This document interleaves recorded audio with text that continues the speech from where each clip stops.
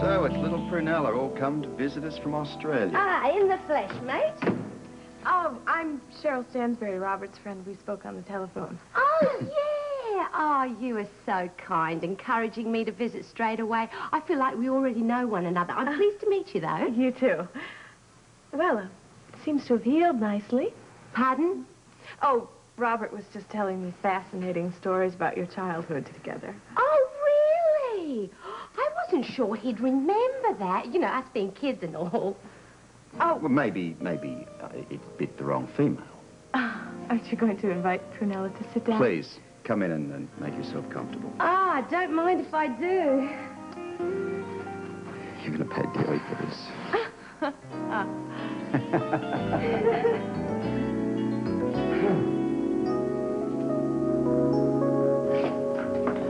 Monica, I want you to know that I meant every word that I said. And I know that you're going to figure out a way to be the best assistant chief of staff ever. Because you are the best at whatever you do. And I'm behind you in whatever you do. And no matter what, Monica, I'm just real proud to be your husband. I really am. And you're not doing any work. You're going to bed. With me. Okay?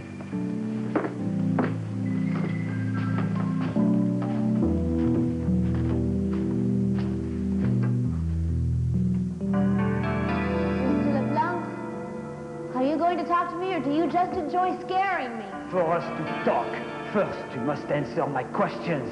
Your questions? I'm the one with the questions. First mine, then I will consider answering yours.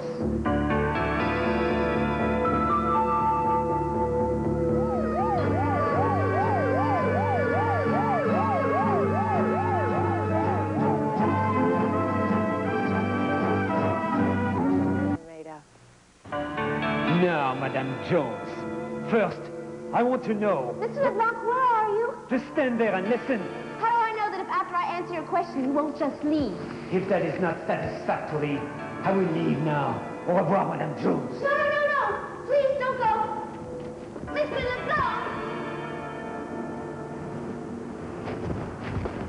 LeBlanc! Will you answer me then? Do I have a choice? Frankly, no. When did you last hear from your husband?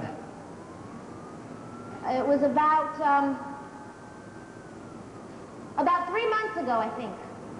How did he communicate with you? It was a letter. Don't look around. What did he tell you?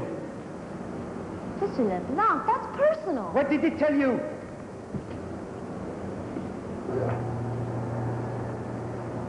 Seems like I have some very important information for you, doesn't it?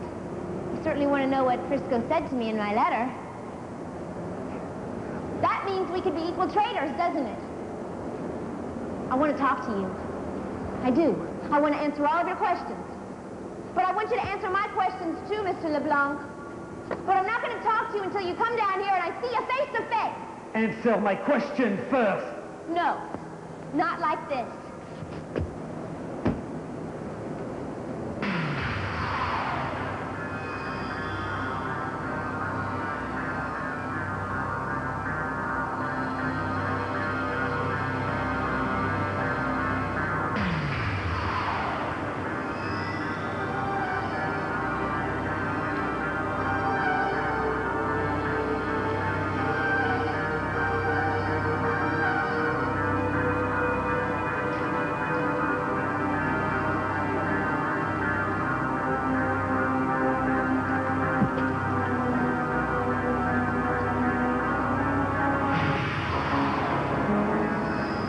Now you have your wish.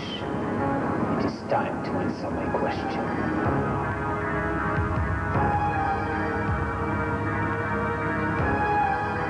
Oh, this is just lovely, Robert.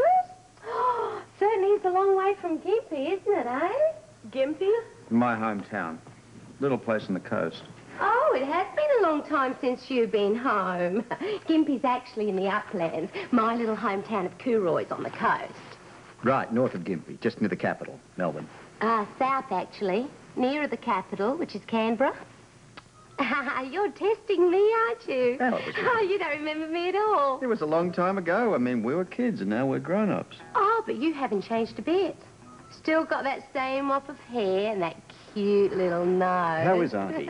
It is a cute nose, isn't it? Tell me, did he always have such adorable dimples? Oh, well, look, enough about me. Oh, don't be so modest, Robert. I want to hear everything about you.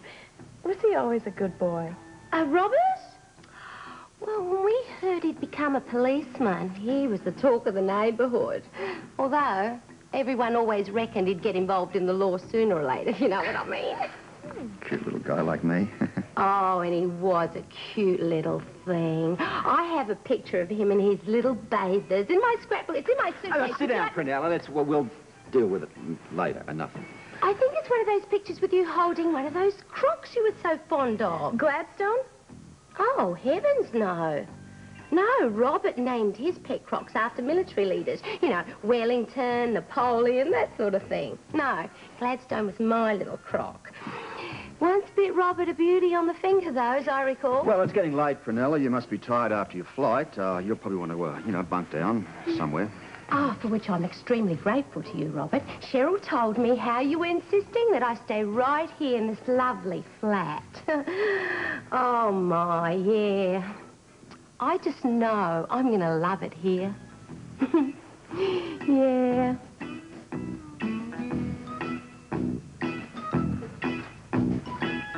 I don't know why you let me talk me into these things. Hey, wait a minute. You're not going to tell her that I was the one that ran that whole little mock torture scene, now, are you? Of course I'm not. I'm just going to tell her that you're a friend of mine from my WSB days who's helped me find Frisco. No. Do me a favor.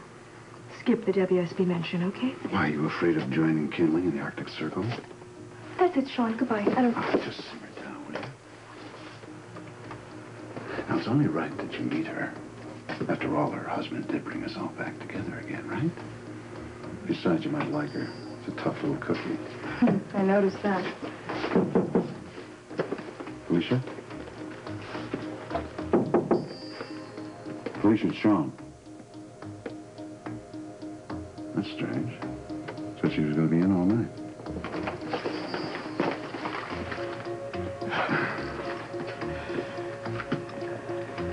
Ladies first. Oh, no. You were always the best. Go ahead. Let me see if you've lost your touch.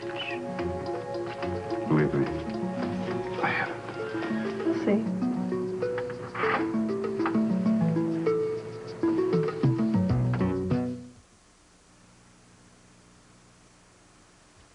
Opera break.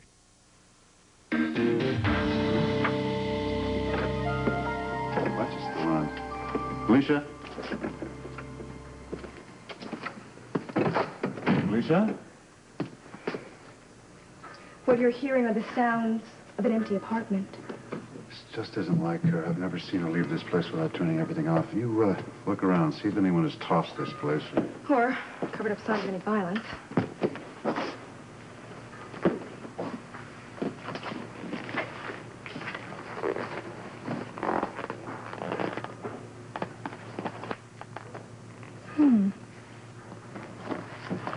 Did you see anything out of the ordinary? Oh, it's really a pity. You know, they're such a handsome couple. In the old days, we didn't write people off that easily. What's the Bureau doing these days, turning even you into a lifeless bureaucrat? Now, what's that supposed to mean, huh? What it's supposed to mean is why are you wasting time looking through a photo album when you should be finding clues? Because there are no clues. You know, you're just paranoid. You know that? The woman, all she did was forgot to turn off the lights, that's all. Mm-hmm. Just haven't found any clues yet, that's all.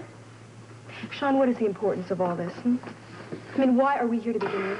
She's been getting some very strange phone calls lately. That's all? Yeah, and what if her life is in danger? I think she's just out getting some ice cream. Now, why am I here? You're here because I want you to meet her. You're supposed to be helping me, right? Oh, I see. So you haven't told her about LeBlanc, have you? Oh, come on, Colette. Are you kidding? The frame of mind that woman is in right now, if I told her about LeBlanc, a team of horses couldn't keep her out of Quebec. Well, great. Let her go. Quebec is a lovely place to visit. Oh, yeah, and I'm sure that LeBlanc is going to let her find him, right? Well, it's doubtful. You just keep looking. I don't want to set her up for any more disappointments. Looking? Looking for what? All right, just stop looking.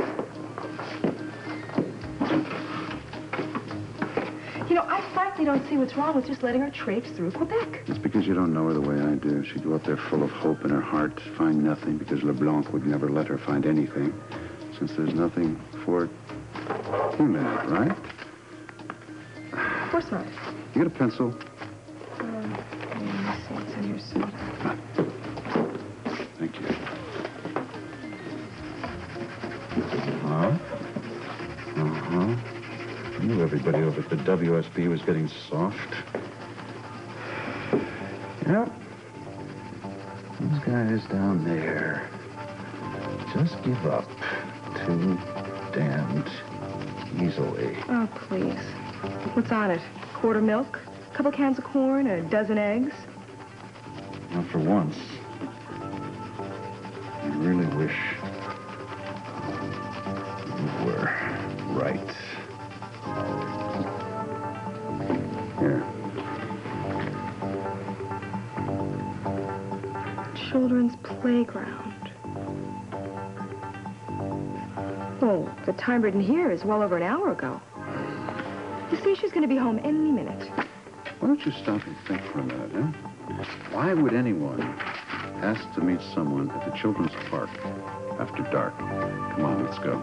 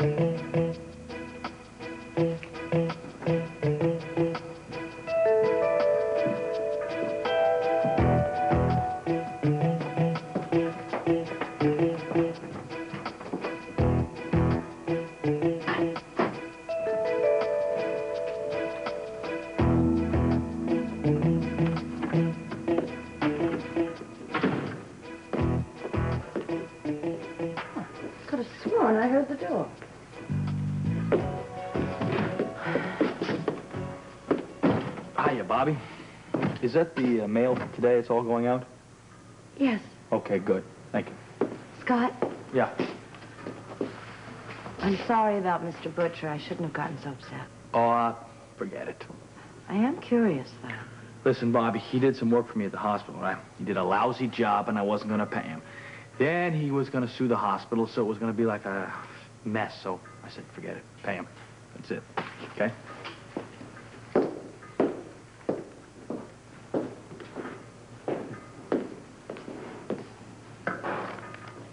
Addressed to Mr. Butcher.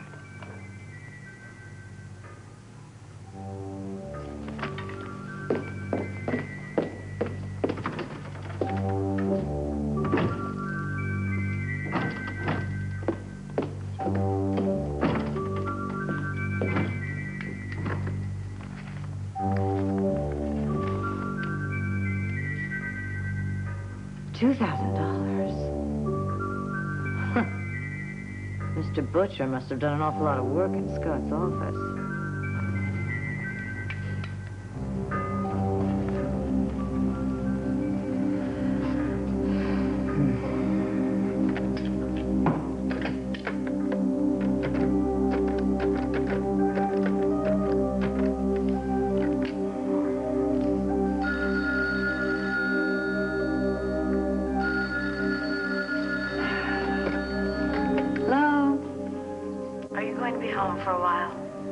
That depends. Who is this?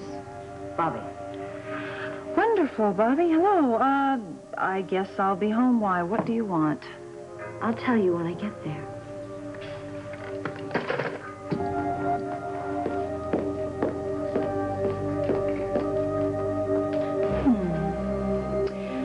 what she's up to now.